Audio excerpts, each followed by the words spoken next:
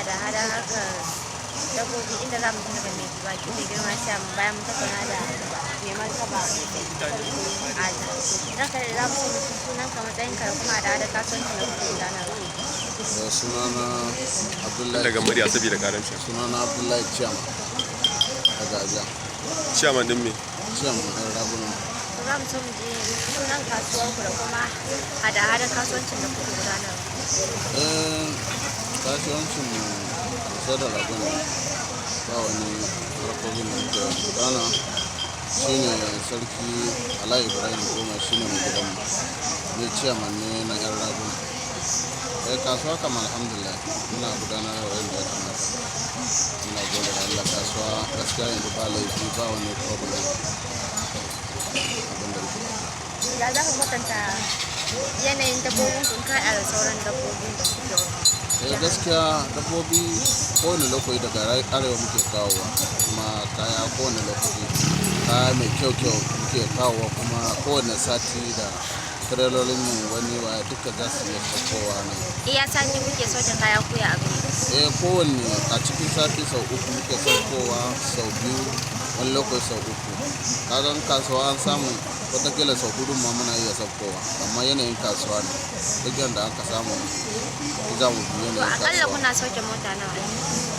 Wani lokacin sallah ya zo ne yanzu din, wani lokaci tirela biyu tirela daya a sati ya mu rabke tirela zuwa uku wannan sati. Ya kake ganin yanayin kasuwancin hada-hada? Kasuwanci alhamdulillah muna gudanarwa alhamdulillah, tunda yanzu kowane yau ya zo a kasuwan nan cewa dabbarsa kafin sati zuwa kwana goma wannan zai sai da ya koma har gida ya samu ya sai da ya koma lafiya.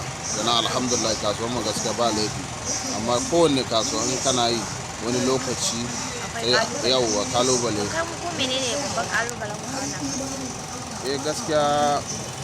gaskiya ba mu da problem yanzu haka.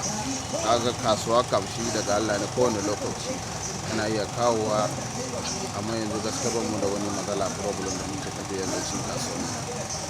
Muna gudanarwa kasuwar mu yadda ya kamata.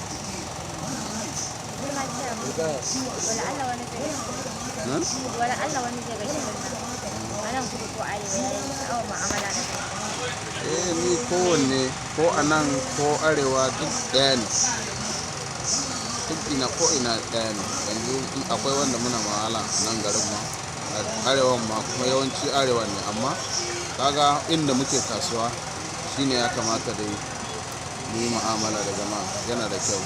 Kwastomomin mu da wayanda muna haraka da su, harakan mu zai zamto ma ɗaya. Wannan kaga a nan kudu suke yawanci duka, amma mu daga kawowa daga arewa muke kawowa. Za mu ci wani cikakken lambar ka da adireshi, sannan kuma ka tallata kanka da ma kasuwar ku. Kasuwar mu nan Aja a wurin saya tota mu. Lambar waya na 090-1369-0598. Kasuwar raguna ne.